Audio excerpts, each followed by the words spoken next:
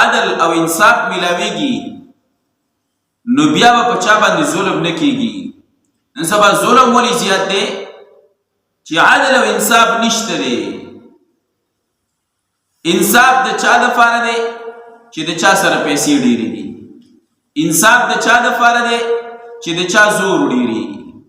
بس دغه دپاره چې دی عدالت هم دی او دغه دپاره تاڼه هم ده او دغه دپاره تحصیل هم هر څه دي. او چې دا د چا سره نشته دی مال ورسره نشته مالدارانه دی. او دویم نمبر افرادي قوت نشته معاشره کې داسې افرادي قوت او خاندان نشته دی. نو دغه دپاره نه عدل شته او نه چې دی انصاف شته دی او نه چې دی عدالت شته دی او نه تاڼه بیا چې دی د زورورو خلکو خو چې څه خوښوي هغه پې کوي بیا. نو الله جل شانه اولنی حکم د عدل وکړو چې ګوره دې سره په معاشره کې ډېر زیات فساد خورېږي.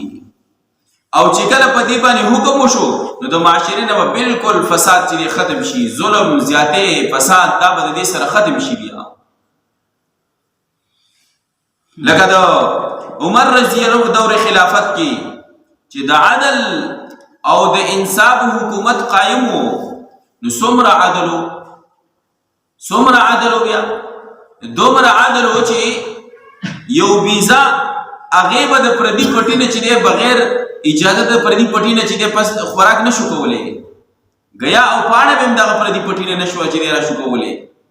داسې د عدل داسې بیا پرامن معاشره وه چې بیا به زمری او د بیزې به یو ځای کې چې دی لګیا خو د زمري د بیزو ته بیا څه نه شو ویلی او د سارو ته څه نه شو ویلی. انصاف و. نو ځکه چې عمر رضی الله فرمایل که د دریای فرات په غاړه باندې یو سپی د تندې نه مړ شي د دریای فرات په غاړه باندې یو سپی د تندې نه مړ شي نو د قیامت په ورځ بیا الله جل شانه زمانه تپوس کوي. اوس عمر رضی الله عنه د انصاف حکومت قائم کړو نو د دریای فرات په غاړه چې دریاب د خو لاندې د اوبه وڅکي خوا د اوبه به یې کسکي دي که نه خو بیا هم عمر رضی الله فرمایي چې د قیامت په ورځ به زمانه حساب کېږي. نن سبا ولې دا دغه د چا د حکومتونو یا چې د چا په لاس کې چې د قوت او طاقت دی د هغه سره دا سوچ فکر شته چې زمانه به قیامت کې الله تپوس کوي. بس چې د چا څومره د ظلم وس کېږي د چا څومره د فساد وس کېږي هغومره کوي. بس هر سړی د خپل وس مطابق ظالم دی چې د چا د څومره د ظلم وس کېږي هغومره سړی ظالم دی. نو ځکه په معاشره کې چې دی امن نشته دی سکون نشته دی بېچیني ده ځکه انصاف چاته میلاویږي نه. او په ظلم او زیاتي سره ځکه هلته ورپسې والبغي الله د ظلم نه منم کړی دی چې ګورې ظلم مه کوئ.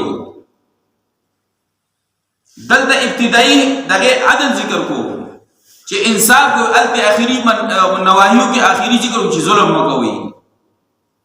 چې ګور د دې وجه نه بلکل معاشره چې د هغه خرابېږي او په هغې کې فساد خورېږي.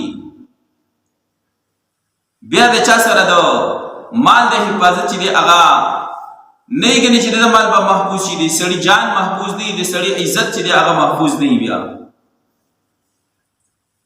او چې عدل او انصاف راغی نو بیا به د سړي سره د هغه مو فکر نه وي.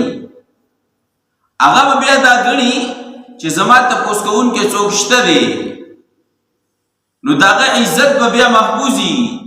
که دی خیال نه ساتي نو دی به مطمئن وي چې او زما عزت ته کو نقصان ورسېدو څوک تپوس کوي.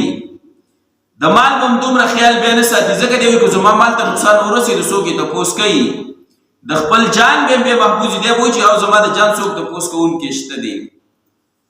نو نن سبا دا څیز نشته دی معاشرې ته. نو ځکه الله جل شانه اولنی ذکر چې بالعدل عدل کوي تاسو انصاف